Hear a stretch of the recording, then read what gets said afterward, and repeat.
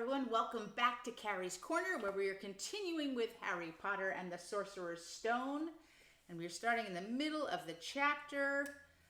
The door of the compartment slid open, and the youngest red-headed boy came in. We're in the middle of the train on the way to Hogwarts.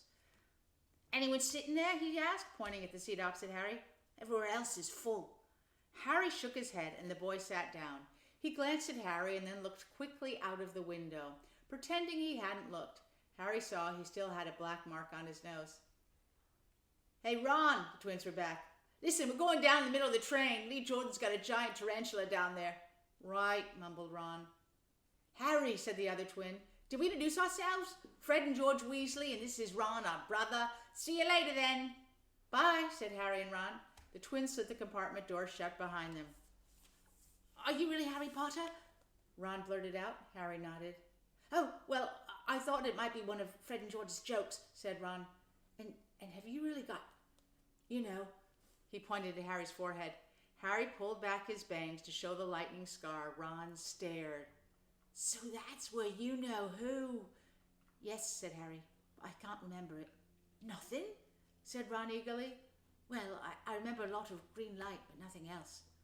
"Wow," said Ron. He sat and stared at Harry for a few moments. Then, as though he had suddenly realized what he was doing, he looked quickly out of the window again. "Are all of your family wizards?" asked Harry, who found Ron just as interesting as Ron found him. Yeah, I think so," said Ron. "I think Mum's got a second cousin who's an accountant, but we never talk about him."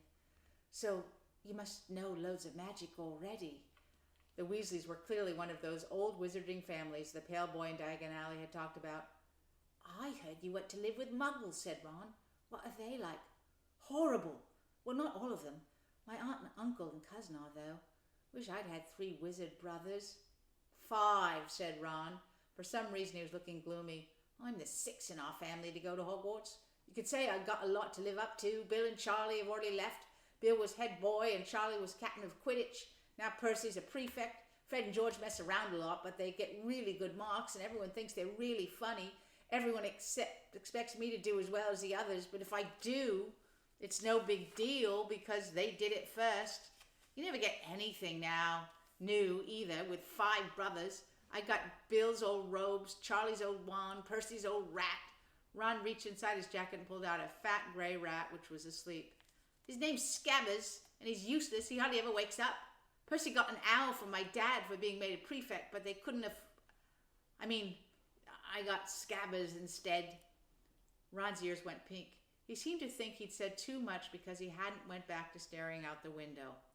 Harry didn't think there was anything wrong with not being able to afford an owl. After all, he'd never had any money in his life until a month ago, and he told Ron so, all about having to wear Dudley's old clothes and never getting proper birthday presents. This seemed to cheer Ron up. "And until Hagrid told me, I didn't know anything about being a wizard, or about my parents, or Voldemort." Ron gasped. "What?" said Harry. "You said you know whose name," said Ron, sounding both shocked and impressed. "I'd have thought you, of all people..." "I'm not trying to be brave or anything saying the name," said Harry. "I just never knew you shouldn't. See what I mean? I've got loads to learn, I bet," he added, voicing for the first time something that had been worrying him a lot lately. "I bet I'm the worst in class." "You won't be. There's loads of people who come from Muggle families and they learn quick enough." While they had been talking, the train had carried them out of London. Now they were speeding past fields full of cows and sheep. They were quiet for a time, watching the fields and lanes flick past. Around 12:30, there was a great clattering outside in the corridor, and a smiling, dimpled woman slid back their door and said, "Anything off the cart, dears?" Harry, who hadn't had any breakfast, leapt to his feet, but Ron's ears went pink again, and he muttered that he'd brought sandwiches. Harry went out into the corridor.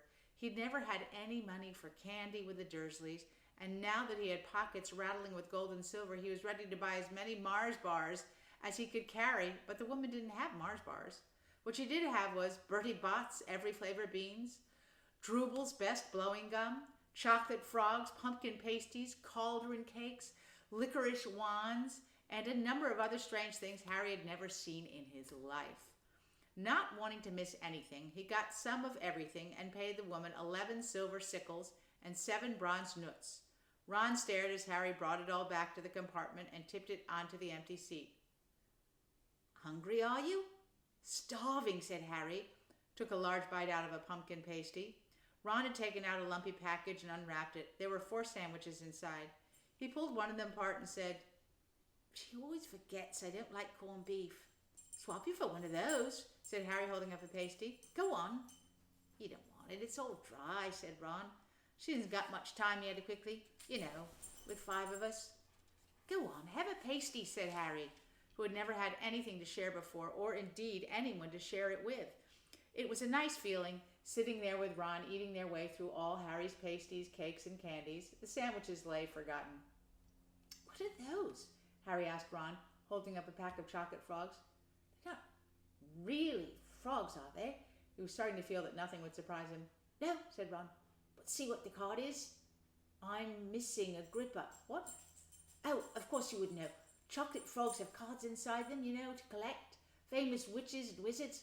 I've got about 500, but I haven't got a gripper or Ptolemy. Harry unwrapped his chocolate frog and picked up the card. It showed a man's face. He wore half-moon glasses, had a long crooked nose, and flowing silver hair and mustache. Underneath the picture was the name Albus Dumbledore. So this is Dumbledore, said Harry. Don't tell me you've never heard of Dumbledore, said Ron. Can I have a frog? I might get a gripper. Thanks. Harry turned over his card and read, Albus Dumbledore, currently headmaster of Hogwarts. Considered by many the greatest wizards of modern times, Dumbledore is particularly famous for his defeat of the dark wizard Grindelwald in 1945, for the discovery of the 12 uses of dragon's blood, and his work on alchemy with his partner, Nicholas Flamel. Professor Dumbledore enjoys chamber music and 10-pin bowling. Harry turned the card back over and saw to his astonishment that Dumbledore's face had disappeared. He's gone. Well, you can't expect him to hang around all day, said Ron. He'll be back. No. I've got Morgana again, and I've got about 6 of her. Do you want it? You can stop collecting. Ron's eyes strayed to the pile of chocolate frogs waiting to be unwrapped. Help yourself, said Harry. But in, the Muggle world, people just stay put in photos. Do they? What, they don't move at all? Ron sounded amazed. Weird. Harry stared as Dumbledore sidled back into the picture on his card and gave him a small smile. Ron was more interested in eating the frogs than looking at the famous witches and wizards cards, but Harry couldn't keep his eyes off them. Soon he had not only Dumbledore and Morgana, but Hengist of Woodcroft, Alberic Grunion, Circe, Paracelsus, and Merlin.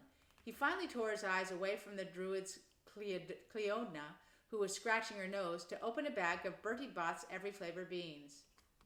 You want to be careful with those, Ron warned Harry. When they say every flavour, they mean every flavour. You get all the ordinary ones like chocolate and peppermint and marmalade, but then you get spinach and liver and tripe. George reckons he had a booger-flavoured one once. Ron picked up a green bean, looked at it carefully, and bit into it. Bleh, see? Sprouts! They had a good time eating the every flavour beans. Harry got toast, coconut, baked bean, strawberry, curry, grass, coffee, sardine, and was even brave enough to nibble the end of a funny grey one Ron wouldn't touch, which turned out to be pepper. The countryside now, flying past the window, was becoming wilder. The near fields had gone. Now there were woods, twisting rivers, and dark green hills. There was a knock on the door of their compartment, and the round-faced boy Harry had passed on platform 9 3/4 came in. He looked tearful. Sorry, he said, but have you seen a toad at all? When they shook their heads, he wailed. I've lost him. He keeps getting away from me. He'll turn up, said Harry. Yes, said the boy miserably. Well, if you see him, he left. Don't know why he's so bothered, said Ron.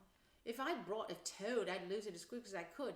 Mind you, I brought Scabbers, so I can't talk. The rat was still snoozing on Ron's lap. He might have died, and you wouldn't know the difference, said Ron in disgust. I tried to turn him yellow yesterday to make him more interesting, but the spell didn't work. I'll show you. Look. He rummaged around in his trunk and pulled out a very battered-looking wand. It was chipped in places, and something white was glinting at the end. Unicorn hair's nearly poking out. Anyway, he just raised his wand when the compartment door slid open again. The toadless boy was back, but this time he had a girl with him. She was already wearing her new Hogwarts robes. Has anyone seen a toad? Neville's lost one, she said. She had a bossy sort of voice, lots of bushy brown hair, and rather large front teeth. "We've already told him we haven't seen it," said Ron. But the girl wasn't listening. She was looking at the wand in his hand. "Oh, are you doing magic? Let's see it then." She sat down. Ron was taken aback. All right." He cleared his throat. "Sunshine, daisies, buttermellow, turn this stupid fat rat yellow." He waved his wand, but nothing happened. Scabbers stayed grey and fast asleep. Are you sure that's a real spell?" said the girl. "Well, it's not very good, is it? I've tried a few simple spells just for practice, and it's all worked for me. Nobody in my family's magic at all. It was ever such a surprise when I got my letter, but I was ever so pleased, of course. I mean, it's the very best school of witchcraft there is, I've heard. I've learned all our course books by heart, of course. I just hope it will be enough. I'm Hermione Granger, by the way. Who are you?" She said all this very fast. Harry looked at Ron and was relieved to see by his stunned face that he hadn't learned all the course books by heart either. "I'm Ron Weasley," Ron muttered. "Harry Potter," said Harry. "Are you really?" said Hermione. "I know all about you, of course. I got a few extra books for background reading, and you're in modern magical history, the rise and fall of the dark arts, and great wizarding events of the 20th century. "Am I?" said Harry, feeling dazed. "Goodness, didn't you know? I'd have found out everything I could if it was me," said Hermione. "Do either of you know what house you'll be in? I've been asking around, and I hope I'm in Gryffindor. It sounds by far the best. I hope Dumbledore himself was in it. I heard he was, but I suppose Ravenclaw wouldn't be too bad. Anyway, we better go and look for Neville's toad. You two had better change, you know. I expect we'll be there soon." And she left, taking the toadless boy with her. "Whatever house I'm in, I hope she's not in it," said Ron. He threw his wand back into his trunk. "Stupid spell. George gave it to me, but he knew it was a dud." "What house are your brothers in?" asked Harry. "Gryffindor," said Ron. Gloom seemed to be settling on him again. "Mom and Dad were in it too. I don't know what they'll say if I'm not. I don't suppose Ravenclaw would be too bad, but imagine if they put me in Slytherin." "That's the house you know who was in?" "Yeah," said Ron. He flopped back into his seat, looking depressed. "You know, I think the ends of Scabbers' whiskers are a bit lighter," said Harry, trying to take Ron's mind off houses. "So what do your oldest brothers do now that they've left anyway?" Harry was wondering what a wizard did once he'd finished school. "Charlie's in Romania studying dragons, and Bill's in Africa doing something for Gringotts," said Ron. "Did you hear about Gringotts? It's been all over the Daily Prophet, but I don't suppose you'd get that with the Muggles. Someone tried to rob a high-security vault." Harry stared. "Really? What happened to them?" "Nothing. That's why it's such big news. They haven't been caught. My dad says it must have been a powerful dark wizard to get round Gringotts, but they don't think they took anything. That's what's odd. Of course, everyone gets scared when something like this happens in case you know who's behind it." Harry turned this news over in his mind. He was starting to get a prickle of fear every time "you know who" was mentioned. He supposed this was all part of entering the magical world, but it had been a lot more comfortable saying Voldemort without worrying. What's your Quidditch team?" Ron asked. I don't know any," Harry confessed. "What?" Ron looked dumbfounded. "Oh, you wait. It's the best game in the world." And he was off, explaining all about the 4 balls and the positions of the 7 players, describing famous games he'd been to with his brothers and the broomstick he'd like to get if he had the money. He was just taking Harry through the finer points of the game when the compartment door slid open yet again, but it wasn't Neville, the toadless boy, or Hermione Granger. 3 boys entered, and Harry recognized the middle one at once. It was the pale boy from Madame Malkin's robe shop. He was looking at Harry with a lot more interest than he'd shown in Diagon Alley. "Is it true," he said, "they're saying all down the train that Harry Potter's in this compartment? So it's you, is it?" "Yes," said Harry. He was looking at the other boys. Both of them were thick-set and looked extremely mean. Standing on either side of the pale boy, they looked like bodyguards. "Oh, this is Crabbe and this is Goyle," said the pale boy carelessly, noticing where Harry was looking. "And my name's Malfoy, Draco Malfoy." Ron gave a slight cough, which might have been hiding a snigger. Draco Malfoy looked at him. "Think my name's funny, do you? No need to ask who you are. My father told me all the Weasleys have red hair, freckles, and more children than they can afford." He turned back to Harry. "You'll soon find out some wizarding families are much better than others, Potter. You don't want to go making friends with the wrong sort. I can help you there." He held out his hand to shake Harry's, but Harry didn't take it. I think I can tell who the wrong set are for myself, thanks," he said coolly. Draco Malfoy didn't go red, but a pink tinge appeared in his pale cheeks. I'd be careful if I were you, Potter, he said slowly. Unless you're a bit politer, you'll go the same way as your parents. They didn't know it was good for them either. You hang around with riffraff like the Weasleys and that Hagrid, and it'll rub off on you. Both Harry and Ron stood up. Say that again, said Ron, his face as red as his hair. Oh, you're going to fight us, are you? Malfoy sneered. Unless you get out now, said Harry, more bravely than he felt, because Crabbe and Goyle were a lot bigger than him or Ron. But we don't feel like leaving, do we, boys? We've eaten all our food, and you'll still seem to have some. Goyle reached toward the chocolate frogs next to Ron. Ron leapt forward, but before he'd so much as touched Goyle, Goyle let out a horrible yell. Scabbers the rat was hanging off his finger, sharp little teeth sunk deep into Goyle's knuckle. Crabbe and Malfoy backed away as Goyle swung Scabbers around and around, howling, and when Scabbers finally flew off and hit the window, all three of them disappeared at once. Perhaps they thought there were more rats lurking among the sweets, or perhaps they heard footsteps, because a second later, Hermione Granger had come in. What has been going on? She said, looking at all the sweets over the floor and Ron picking up Scabbers by the tail. I think he's been knocked out, Ron said to Harry. He looked closer at Scabbers. No, I don't believe it. He's gone back to sleep. And so he had. You've met Malfoy before? Harry explained about their meeting in Diagon Alley. I've heard of his family, said Ron darkly. They were some of the first to come back to our side after you-know-who disappeared. Said they'd been bewitched. My dad doesn't believe it. He said Malfoy's father didn't need an excuse to go over to the dark side. He turned to Hermione. Can we help you with something? You'd better hurry up and put your robes on. I've just been up to the front to ask the conductor, and he says we're nearly there. You haven't been fighting, have you? You'll be in trouble before we even get there. Scabbers has been fighting, not us, said Ron, scowling at her. Would you mind leaving while we change? All right. I only came in here because people outside are behaving very childishly, racing up and down the corridors, said Hermione in a sniffy voice. And you've got dirt on your nose, by the way, did you know? Ron glared at her as she left. Harry peered out the window. It was getting dark. He could see mountains and forests under a deep purple sky. The train did seem to be slowing down. And that's where we're going to stop today. We will continue next time with more of Harry Potter and the Sorcerer's Stone. Have a great rest of your week. Bye-bye. See you later.